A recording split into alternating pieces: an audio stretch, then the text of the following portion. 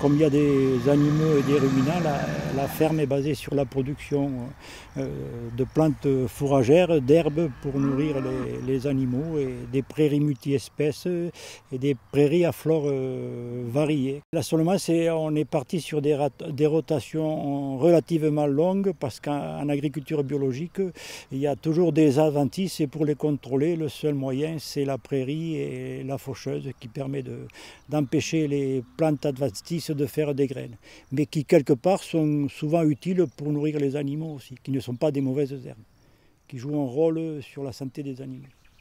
La prairie, elle est en tête de rotation et elle dure 3-4 ans et ensuite on fait soit un blé à pain, soit un mélange céréalier, soit un petit épeautre et ensuite on retourne vers la prairie en faisant des intercultures de vesses avoine pour ne pas laisser le sol nu pendant l'hiver, qui est soit restitué au sol, soit à fourrager pour nourrir les animaux.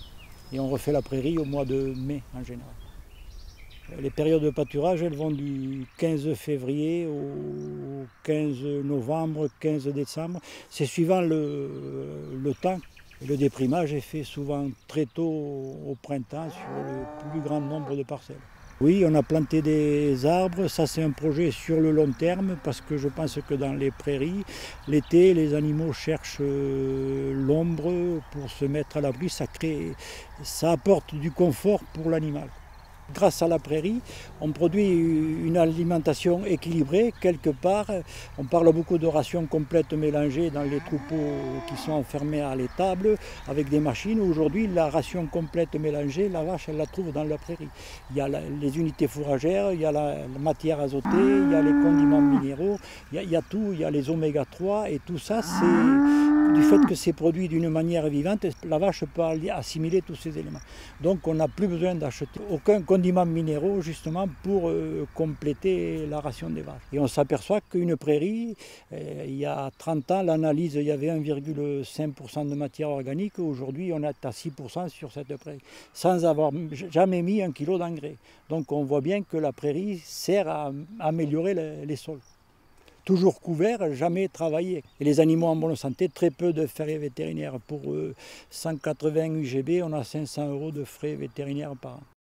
Ici, on est dans une prairie naturelle de pâturage et on voit bien que cette prairie, elle est très poussante parce que quand on regarde au sol, et on ne voit pas la couleur de la terre. Donc tous les espaces sont bien garnis. Ça prouve qu'elle est productive et en même temps qu'elle est riche en tout un tas d'espèces et de plantes. Elle a 30 ans bientôt et elle n'a jamais été régénérée et à part un petit peu de fumier de temps en temps, elle n'a jamais été vraiment fertilisée. Mais par contre, le sol s'est enrichi. Plus on augmente la matière organique, plus la prairie peut être productive et résister à la sécheresse pendant l'été. Parce que le taux de matière organique, c'est aussi le taux d'humus. Et l'humus, il garde 6 à 7 fois son poids en eau. Il peut stocker de l'eau qui sert à la prairie l'été en période de sèche. Là, on est dans une prairie qui rentre dans la rotation tous les 4 ans. C'est une prairie multi-espèces composée de graminées et de légumineuses. On a semé du trèfle blanc, de la luzerne, du trèfle violet. Les graminées, c'est surtout des graminées spontanées, du ré gras, tout un tas d'autres plantes spontanées qui sont bonnes pour la prairie. Le plantain, la chicorée et les pissenlits. Cette prairie, elle est uniquement destinée à la fauche. On fait en général 3 coupes par an, des fois 4, car la luzerne pousse bien l'été, le trèfle violet un peu moins, et le trèfle blanc il pousse au printemps et à l'automne. Et chaque année on fait un sursemis de vesses avoine dessus au mois d'octobre pour justement augmenter le rendement de la prairie à la première coupe. Ici, on a semé une prairie multi-espèces à base de luzerne, trèfle violet et trèfle blanc qui est en train de sortir. Là, les plantules sont tout petits, sous couvert de moa et la plantule de moa est là. Enfin, on en voit d'autres qui sont en train de sortir. Le choix du moa, c'est fait parce qu'en 2003, l'année de la sécheresse, on avait essayé cette plante qu'on ne connaissait pas. Elle est peu exigeante en eau. Elle lève avec très peu d'eau et puis s'il fait sec, elle attend la pluie.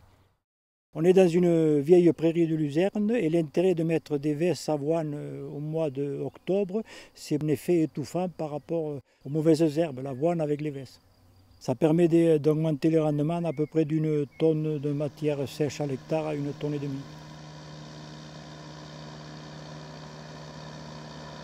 Là, on a eu une opportunité. L'an dernier, on a récolté du blé meunier.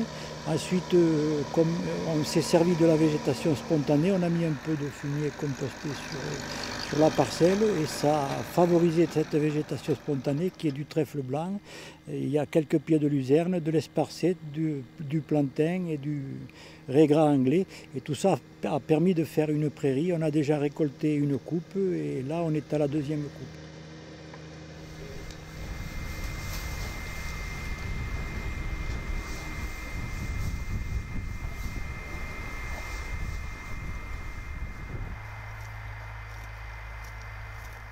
L'herbe pâturée représente à peu près 60% de la ration. Zéro intrant acheté. Et les seuls trucs qui peuvent être achetés, c'est des fois quelques semences pour ramener d'autres espèces ou d'autres variétés sur la ferme. De moins de 1 000 € par an. Le revenu, en fait, l'EBE, on multiplie. Les primes ne représentent que 50% de l'EBE. Ça veut dire que les 50 autres % sont produits par la ferme. Oui, il y a des projets qu'il faut développer, c'est le pâturage dynamique et l'agroforesterie.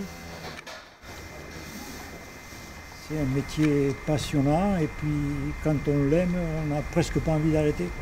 On a l'impression que la retraite arrive trop vite.